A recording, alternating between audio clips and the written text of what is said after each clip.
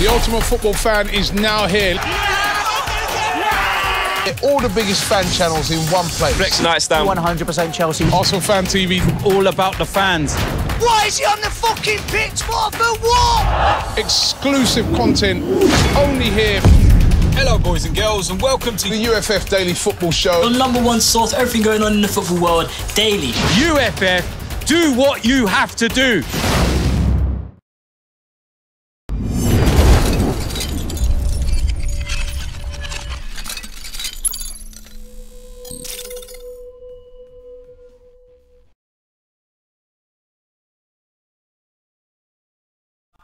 Yeah, I need to, you know, working on FanPark Live.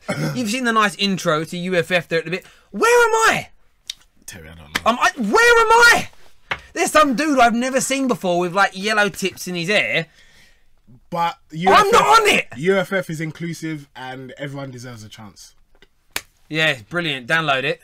Description's in the link below. There we go. The link is in the description below. Oh, well, football's happened. Liverpool lose.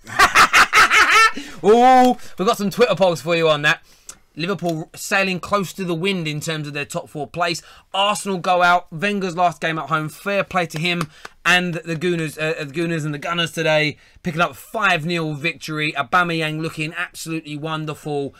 Look, no pressure on their game. We know it was a bit of an end of season sort of fun day in many ways for it being Wenger's sort of party. But credit where credit's due. They played well, took their chances. Burnley weren't in the game whatsoever. So a nice way to send Arsene Wenger out. It really, really was. We want to hear from you on 0203 606 0315. A few of the talking points. We want to talk Wenger. Want to hear about. We did quite a negative Wenger show the other day, but we want to hear about your happiest memories of Wenger. What, you know, the great moments of Highbury, the great moments of at the Emirates, trophies winning, etc. I want to hear about your greatest moments with him. I want to speak a little bit about Chelsea, their victory today. Yeah. They looked back at it today. You saw some passion and energy from Conte. Could he be staying on as manager? That's the question there. And Liverpool, are they going to make the top 4? A game in hand, 3 points in front of Chelsea. Chelsea have a game in hand. They need to at least draw or win their last game of the season. It's looking a little bit tight. I mean, can you just, we'll put this out there. Can you imagine? They drop out the top 4 and then lose the Champions League final. Both are conceivable. Both are conceivable. We want to hear from Liverpool fans and your views and points on that. Before any of that, though, download the OneFootball app. All the information is in the description below.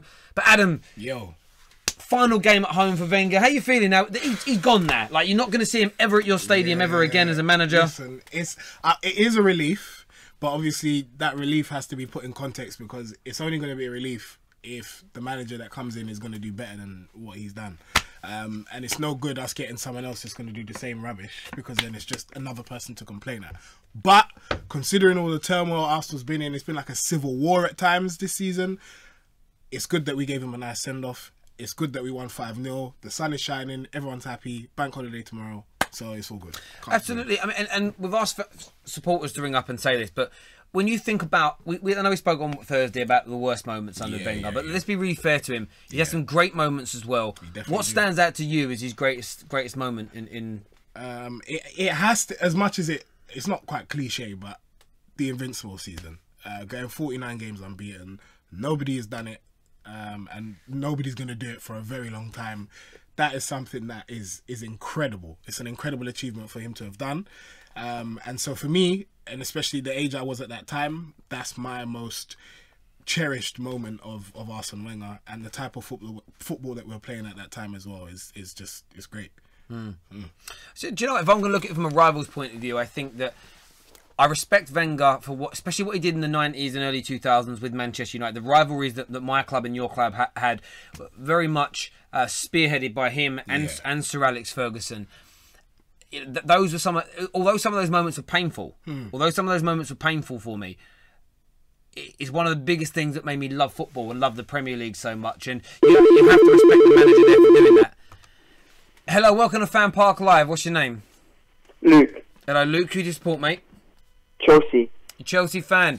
How are you feeling after that victory today? I feel satisfied. Satisfied. And what's your view on Conte? Because he looked quite animated and passionate again today. Could he be staying? I don't know about that because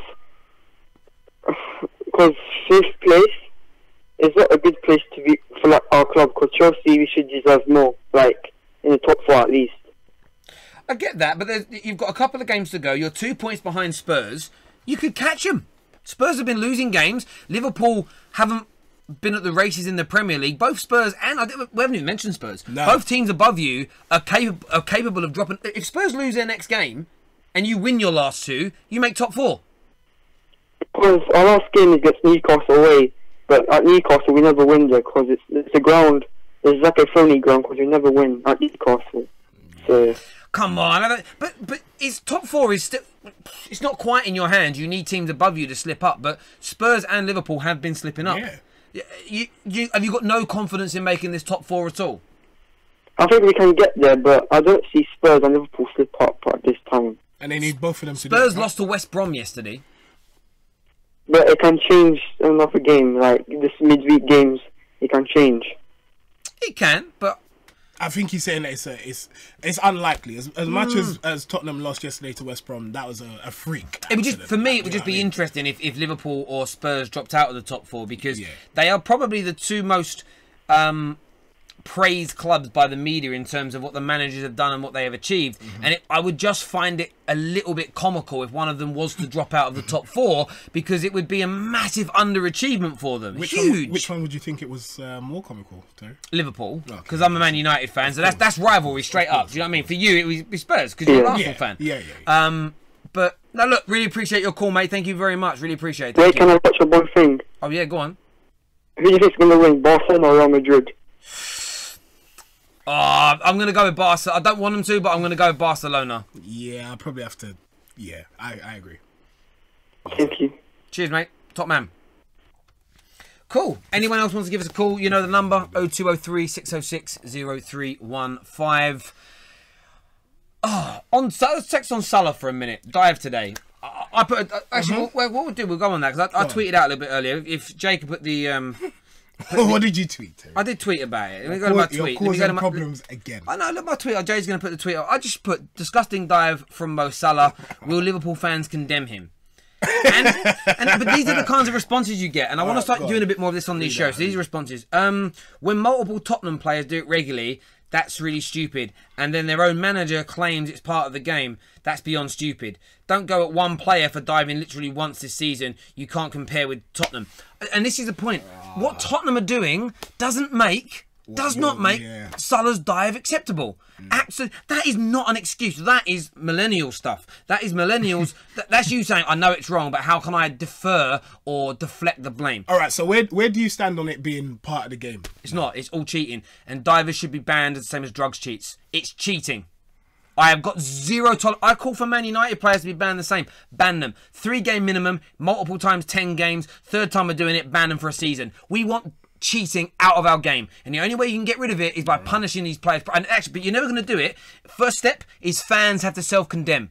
Liverpool fans should be tweeting him tonight saying, do not do that in our shirt again. Do not disrespect our club like that again. But you won't because you're too soft and scared. The same as Spurs fans, Arsenal fans, United fans towards their own players. Until you start to self-police, you're never going to get cheating out of our game. All right, devil's advocate. What if Champions League final, someone dives to win you a penalty?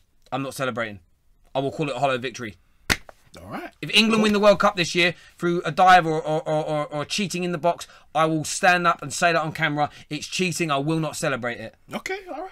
It's as simple as that. Other things here, people are saying, no one will talk about it because he's nice and he's having a good season. That's true. This John says, no, they'll probably print T-shirts saying, we stand by you, Mo. There we go. But it's interesting. I like these kind of tweets. I like to know what people have got to say. This guy here says, shut up. We'll condemn him if he does it regularly. Jeez. I don't think that's fair. I mean, I don't know. He's got a point. Maybe he's just wanted to see Mo Salah do well today. But you're right. It is wrong. My thing is, that's the most notable thing that he did in today's game. Yes. Hello, welcome to FanPark Live. What's your name? Terry, it's Mohammed. I'd like to apologise for last time. Oh, Mohammed. Hello, how are you? Yeah, I'm trying to apologise for last time. What happened? How you doing? Yeah. Tell everybody what happened. I don't know what did you say?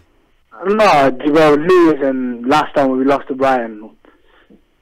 Yeah, just to I'd let like everyone to know. apologise. He's not. Huh? Mohammed, I'm just letting the audience know. Mohammed is a Man United fan who is particularly unhappy on Friday night. And what were you most unhappy about, Mohammed? Don't really want to talk about it. Let's talk about today's game. It's going to get me angry, man. So let's talk. Yeah. So what game do you want to talk about?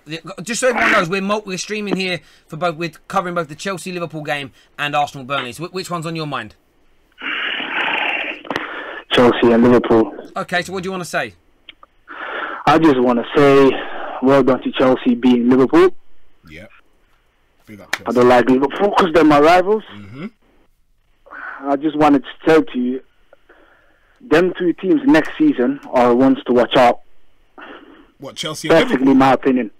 Personally, my opinion. Why? Why'd you say that? They're going to strengthen. As every other team will, though. Yeah, as every other team will do. And I just see them as a threat. Okay, so let me put this out there to you then. They're going to threat massively. So if next season, Man United finish in front of those two, will you be happy? I'll be more. Not only will I be happy, I will be happy. Yes, not only be happy. I'll be coming over here next season and saying, "If I see improvement, I will tell you, Terry, I was on the wrong. And I was negative, and I'm sorry." But to be honest with you, personally, am I really going to see changes? Because he had 2 seasons with us. Yeah, this is the next year will be his 3rd season, the most. He doesn't last at club for more than 3 years. The most next season. Yeah, I'm not sure if he's going to stay there for more than 3 years. All I know there is at least a minimum of the 3rd year. Correct me if I'm wrong. Yeah, I'm not going to see any difference. I'm not going to see.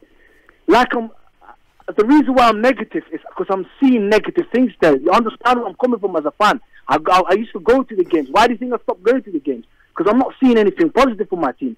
It's making me upset. It's making me depressed to go work. And I got Liverpool fans laughing at me. I got rival fans laughing at me. I can't say nothing to them. No, mate. Look, we understand that. I think what we'll do, we'll pick this up on another Man United show on another game. But look, appreciate your views on the Chelsea Liverpool game, and we'll speak to you again soon.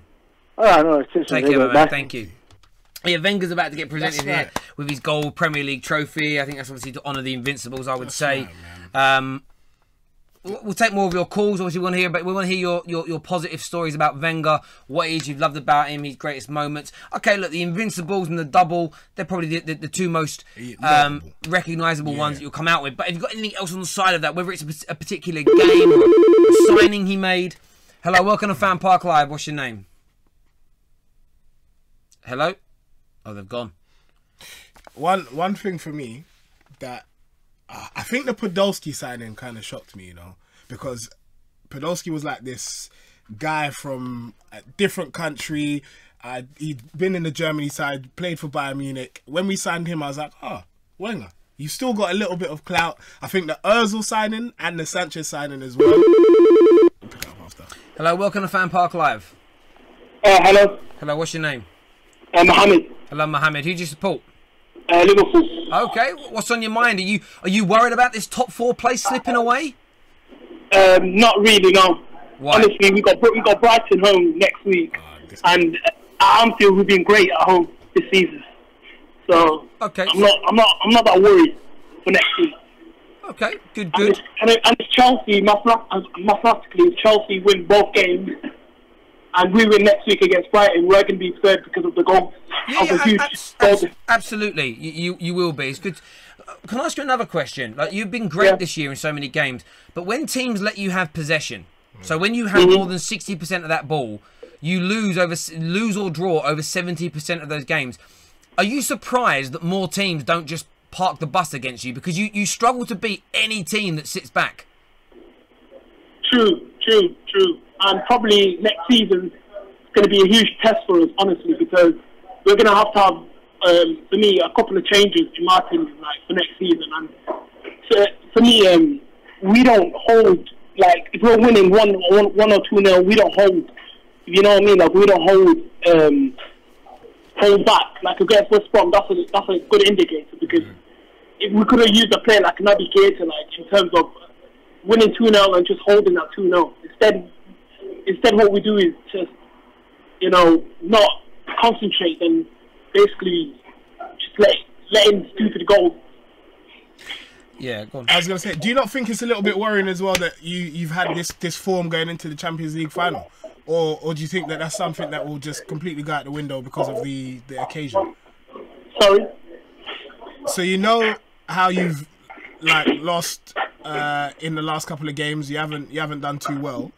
Are you worried that you're going to take that form into the Champions League final? Yeah, I am worried a little bit against Real Madrid, because Real Madrid, that team that you give them one chance, they'll take it basically.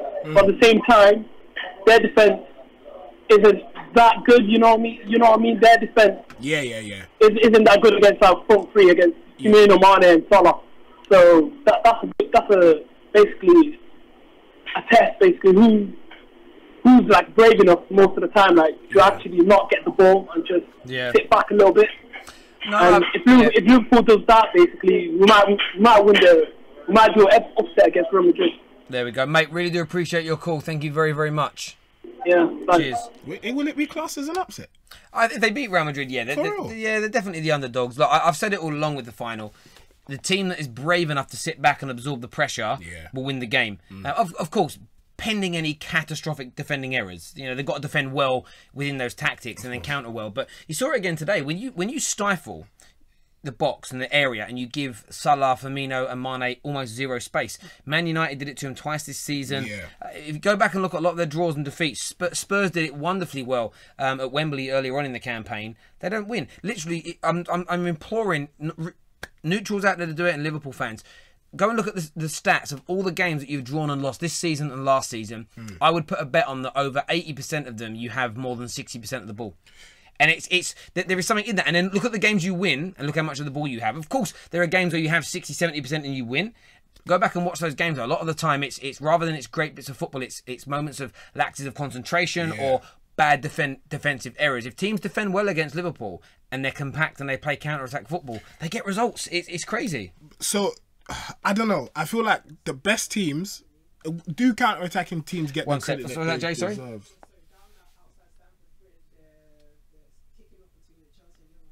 Oh, we're trying to get some footage. Supposedly there's some breaking news that Liverpool and Chelsea fans are physically fighting in the streets outside Stamford Bridge. Whoa.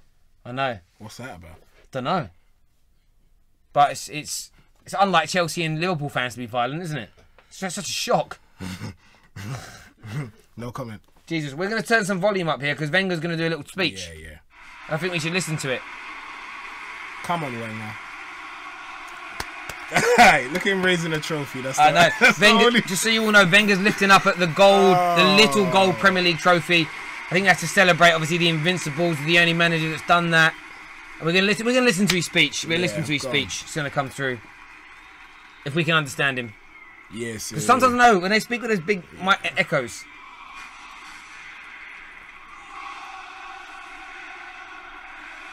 Only one Arsene Wenger, the whole Arsenal crowd. Relax. Please. I'm just telling them what they're doing. I know, but I just feel like something bad will come. Just chill.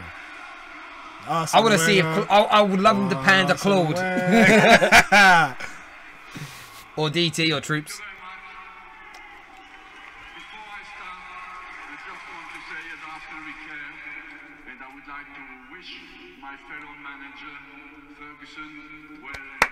Yeah, you know what? That is classy.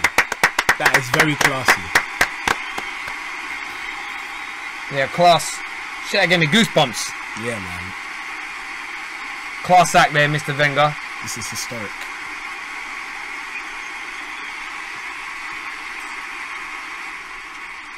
Thank you all very well for having me for such a long time. I know that's not easy. I'd love him to do an interview with Robbie later. I'm like you. I'm an Arsenal fan. Sit down. Don't worry. Is he crying? Yeah. Oh, it's grown men crying here.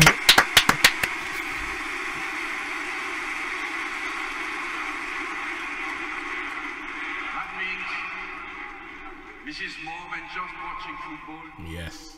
It's a way of life. It is caring about the beautiful game, about the values that we cherish, and as well that something that goes through all our body, in every cell of our body. We care, we worry, we are desperate, but when you come here in of dreams, we realize. Is he crying? Oh, the mic's not working. I thought he was crying there. Yes, a few people. I did hear him say nice things about Sir Alex Ferguson. That's well respected, honourable, and the right thing to do. Makes this club so special, and I would invite you and really push to support these players. The staff who remains behind me. Very important. For me, this group of players has a special quality, not only on the pitch, but off the pitch. Iwobi's crying. And please, I follow this team and support them really next season. Santi, because they deserve it. Santi Cazorla there. Yeah, I'm surprised he can flip and walk. Yeah, man, it's sad what's happened to him. I want to see Ty. I bet Ty's in tears. He's got to be. Yeah, well done, you, man.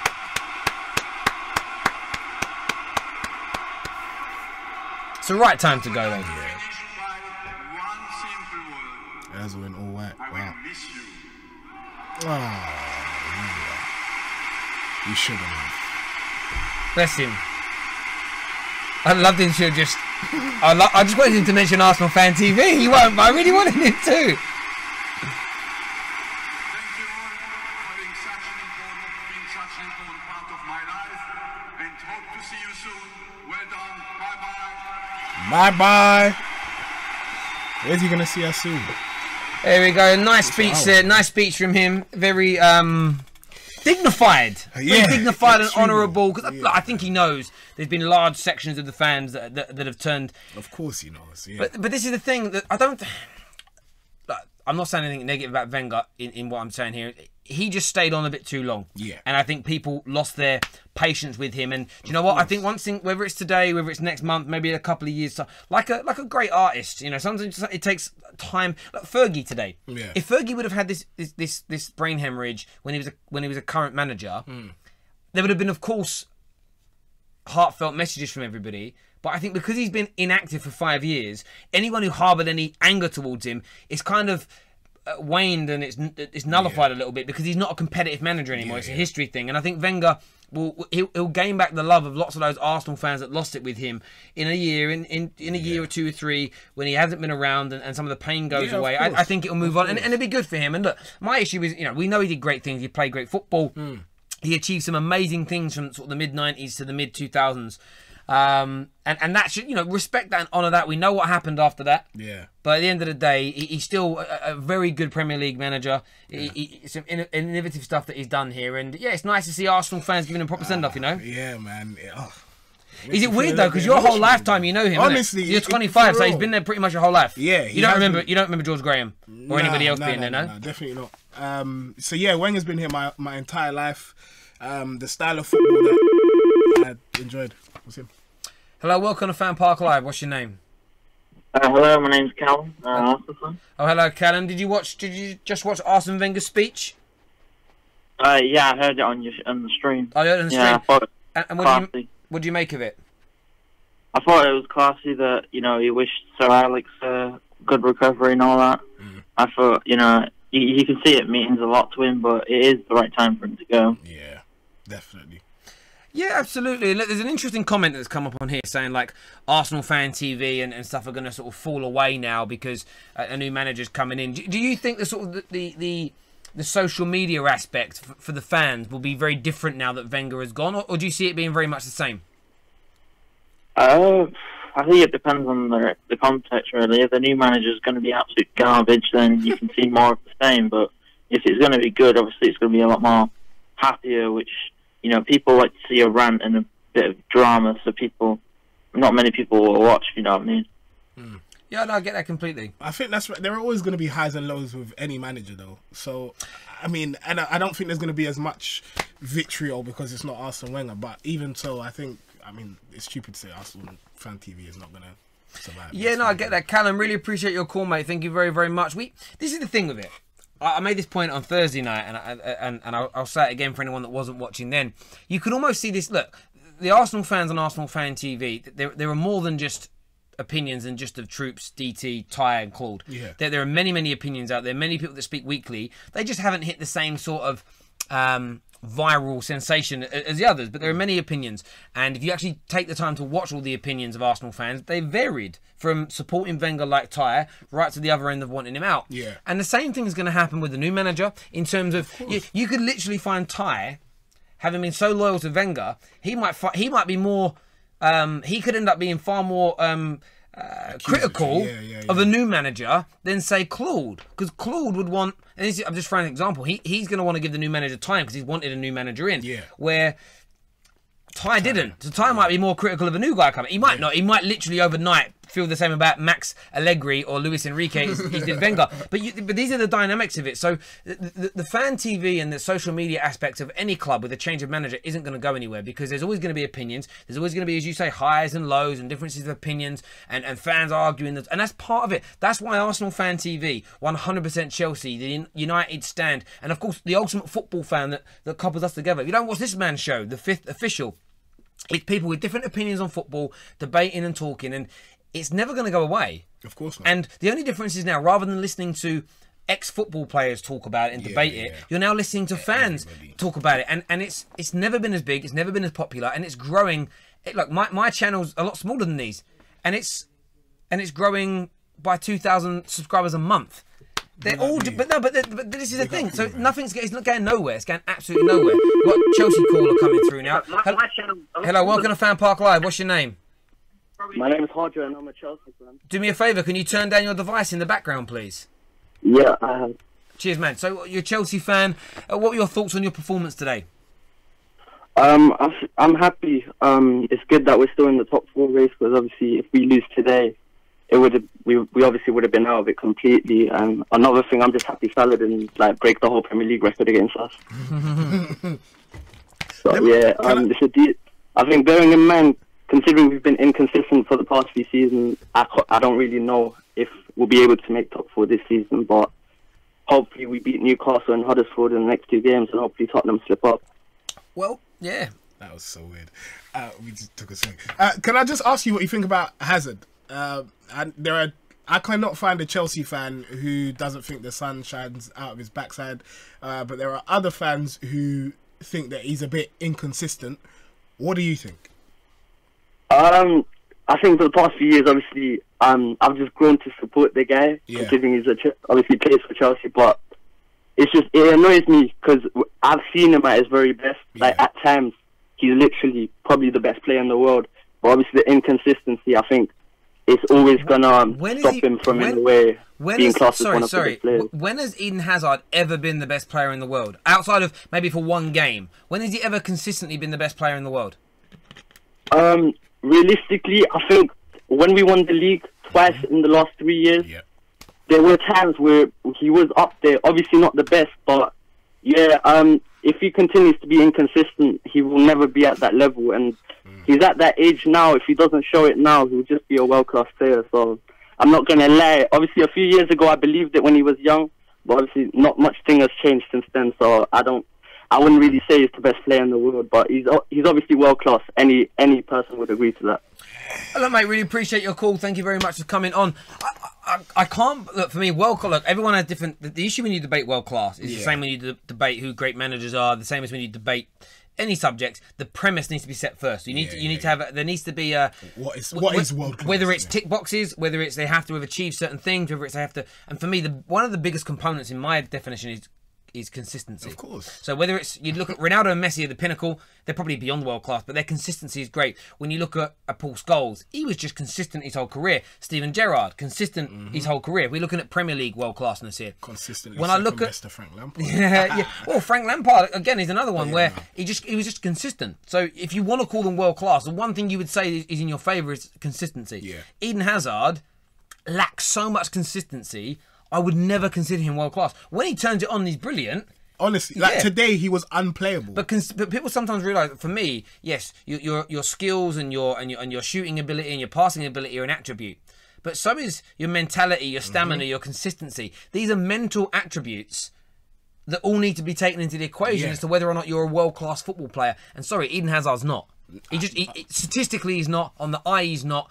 The consistency factor takes it away from him. And, you know, he's one of those guys.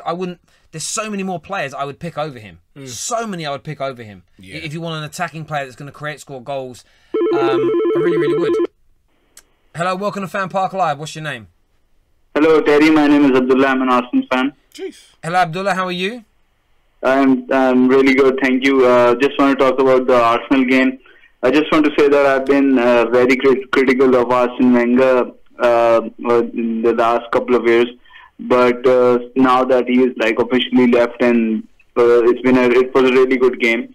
So I would just like to thank him for his service. I'm pretty sure he's not listening, but if he is, I would just. How dare you? How dare you say Wenger doesn't listen to us too? Oh, I'm sure he does. Sorry, my bad. Thank you. Nah, thank you though. That's good. That's very good of you, especially for someone you say who was critical of. We were having this conversation during the games here because we have Jay, who's one of our sort of tech guys, producers.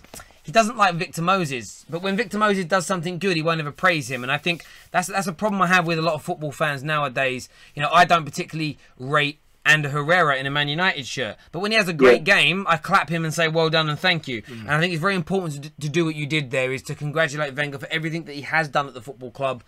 You can all. Does it feel nice now for you as a Gooner though to be able to move on from this chapter?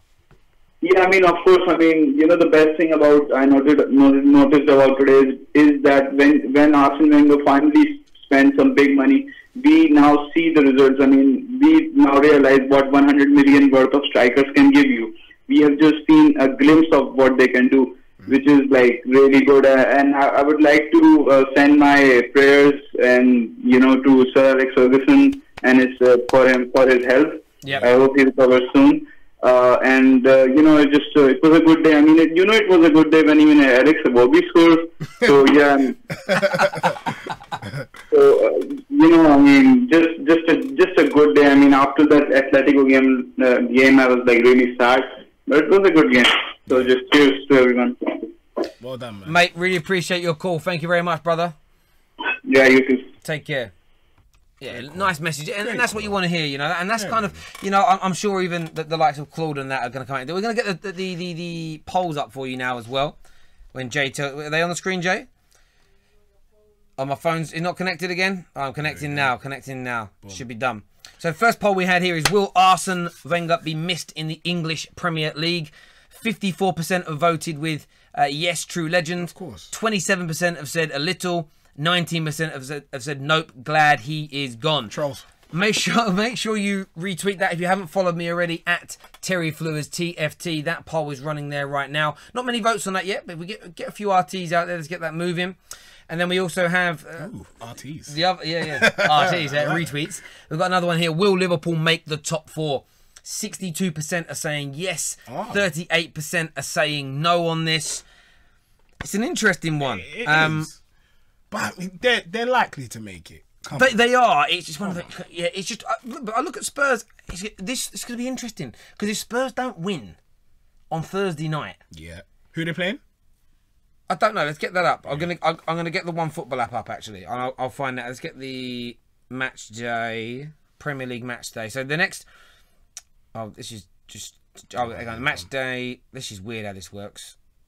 Match day 38. That's the last game of the season. I need the midweek games.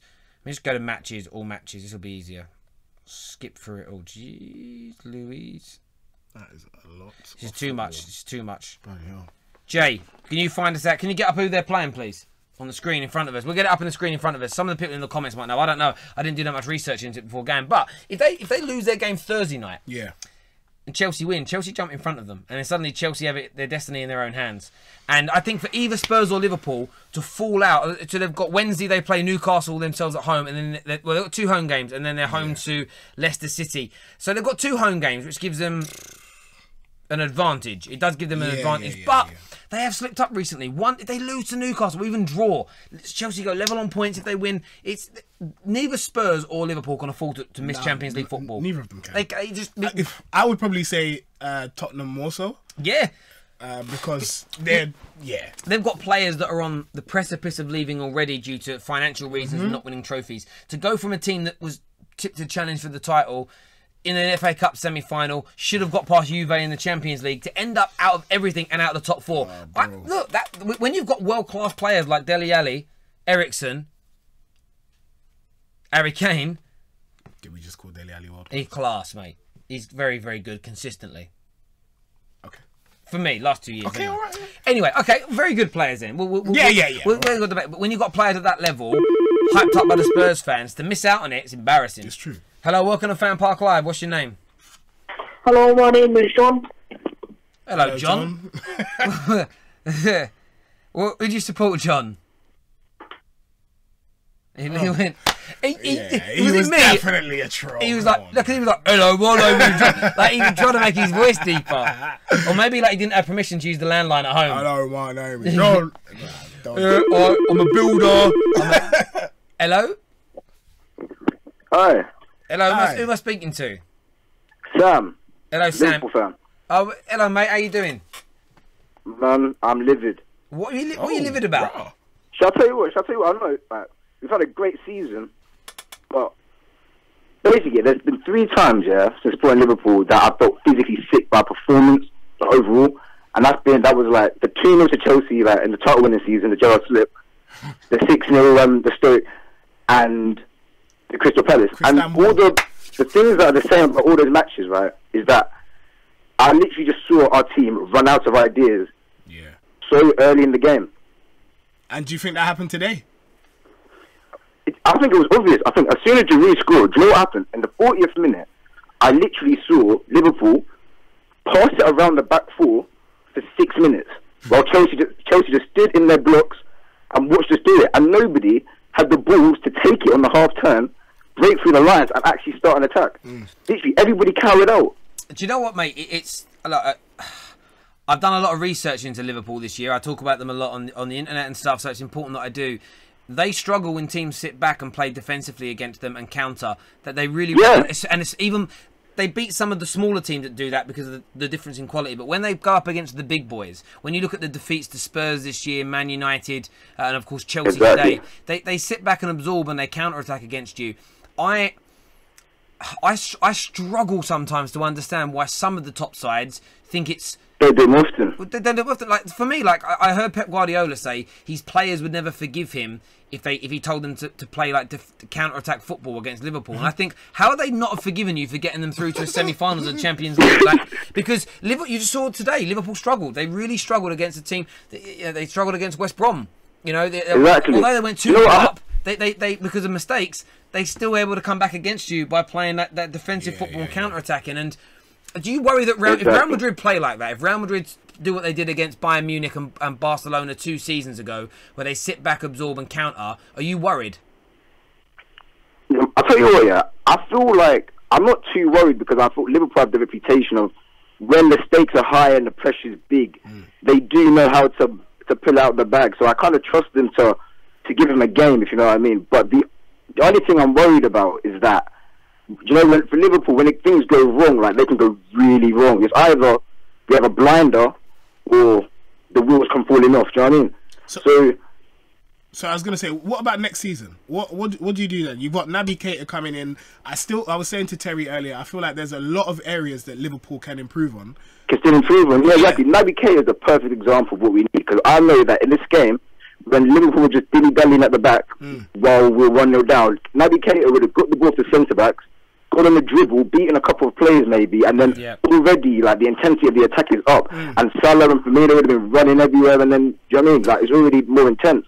Today, I can't, like, Salah and Firmino, I thought they had like really quiet games, but it wasn't the type that I could really blame them as such, because I think Salah was trying a bit too much near the end, which was a bit disappointing.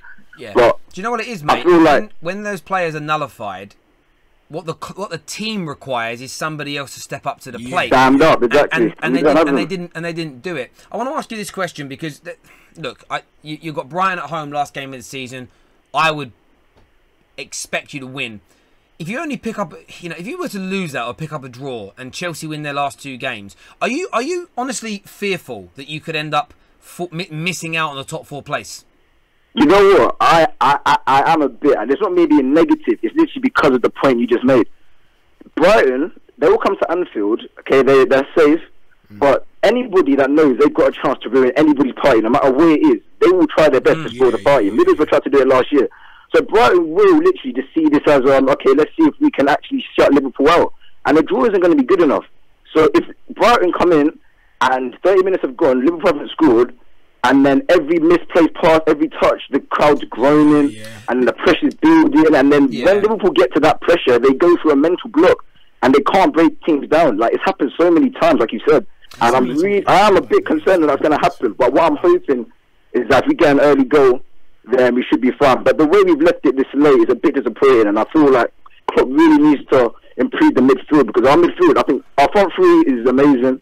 Our defence is getting better, but the thing that I can't let go is the midfield. I think that he's made average players get to the Champions League final, which I think is testament to Klopp. But I think in reality, I don't necessarily think that. I disagree that they're average. I think you've got some very good players in your team, but I hear your point. Let me ask you one thing as well, though. If that does happen and you fall out of the top 4, big if, how big does that make the Champions League final then? Because it's all or nothing then. Because if you fail to win the Champions League and fall out, suddenly it goes from being like you finish 3rd and you win and come 2nd in the Champions League or win it. It's an amazing season. Amazing season, If you lose the final and you fall out of the top floor, you've failed. You've completely failed as a club. Exactly. That's how fine the margins are in this situation, and that's why I'm a bit worried, because if we do fall out of the top 4 and we go to the final with another added weight, because like the fans' expectation is a weight already, and then the actual match itself is another weight. If we add the weight of, if you don't win this match, not only do you not win the Champions League, but you also fall out of the top 4 for next season, I feel like it's another pressure, and if there's too much pressure, could it tip over the edge? And certain players, like for example Trent, he's had a fantastic season, but he's still 19. That this is massive pressures that some people in their prime struggle with. So I'm scared that if there's too much pressure on it, then some players that have been good all season will crumble, and then we need everybody, absolutely all 11 players on the field, whoever's on the pitch, to be on their game. Otherwise, we're not going to get anything from Real Madrid. Mate, really appreciate your call. Thank you very, very much. Thank you. Great call. It was a great call, because you know what? He respects his club. He understands what they're good at, but he's willing to sit there and talk about the areas that they still need to improve on, because I think he's right. Outside of Man City, there's no team in that top 6 outside of City of whom are a completed article. It doesn't matter that you've made a Champions League semi-final. It doesn't matter that Man United are 2nd in the league and Chelsea is sitting 5th. There are holes within all these teams, holes within all of these squads, and areas that the managers need to improve on.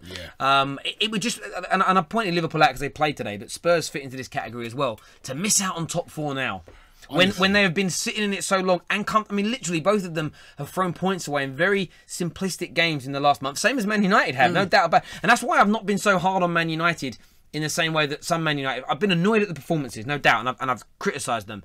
But when you sit back and reflect, you're like, well, it feels like all the teams, it feels like United, Spurs and Liverpool have all sort of gone top 4 sorted. Chelsea were done. Arsenal were nowhere near it. It's like they've all taken their foot off the gas a little bit, and United are lucky enough 4, 5, 6 points in it where they're guaranteed. The others, their season could end badly. That's what I'm saying. But listen, guys, thank you very much for tuning in as ever, whatever the platform it is that you're watching on today. And remember to download the OneFootball app. All the information for that is in our description below. Get it downloaded. Massive support to us here, FanPark Live. Adam, let everyone know where they can find you. The 5th Official on YouTube and at TFO Show on Twitter. Please. You all know what I am. I'm at the Football Terrace. Take care. God bless. We'll see you all again very, very soon.